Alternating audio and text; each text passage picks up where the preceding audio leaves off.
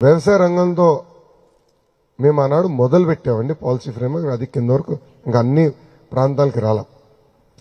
రాయలసీమలో ఈరోజు అరటి ఈ స్థాయికి వచ్చిందంటే దానికి కారణం చంద్రబాబు నాయుడు గారు. అరటి రైతులు చాలా బాగుపడ్డారు. నేను రాయలసీమ ప్రాంతం మొత్తం నడిచిన తర్వాత నాకు ఒక క్లారిటీ వచ్చింది. మామిడి పెద్ద ఎత్తున మనం ప్రమోట్ చేయొచ్చు, కానీ మామిడి కేవలం మన వెరైటీస్ కాదు, ప్రపంచానికి కావాల్సిన వెరైటీస్ మనం వేయాలి.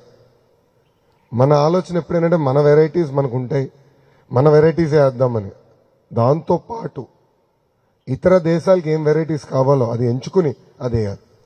అట్లా ఒక్కొక్కటి వి హావ్ టు టేక్. ఇప్పుడు డేట్ ఉంది, ఖర్జూరకాయ హ్యూజ్ పొటెన్షియల్. నేను పాదయాత్రలో అనేక పొలాల్లో చూసా, కానీ మొక్క చాలా ఖరీదైంది. సో అది government should create a research station. So అట్లా కొన్ని ప్రాంతాల్లో కొన్ని ట్రస్ట్ ఏరియాస్, ఓకే ఇక్కడ మామిడి హబ్ చేద్దాం, ఇక్కడ ఖర్జూరకాయ చేద్దాం, ఇట్లా చేసి we need to create the entire eco system. అంటే పరిశ్రమలు తీసుకురావాలి, ప్రైమరీ ప్రాసెసింగ్, రీసెర్చ్ స్టేషన్స్ తీసుకురావాలి, పీరియాడిక్ సాయిల్ టెస్టింగ్ చేయించుకోవాలి, ఇరిగేషన్ పకడ్బందీగా చేయాలి. ఇదంతా ఇంక్లూజివ్గా చేస్తేనే సక్సెస్ వస్తుంది. And that is something we want to do in agriculture. We have to do it very systematically, very inclusive. ఉభయ గోదావరి జిల్లాకు వచ్చి గల పామ్ ఆయిల్ ఇస్ బిగ్, కానీ పామ్ ఆయిల్ రైతులు కూడా ఒక సంక్షోభంలో ఉన్నారు ఈరోజు. బట్ ఇంకో పక్కన మనం పామ్ ఆయిల్ ఇంపోర్ట్ చేసుకుంటున్నాం. సో సపరేట్ మన అంటే కేంద్రంలో regulations are not correct.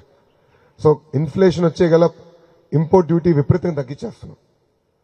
But inflation కంట్రోల్కి వచ్చే గల we're not able to increase import duty. దానివల్ల డొమెస్టిక్ పామ్ ఆయిల్ ప్రొడక్షన్ దెబ్బతింటుంది.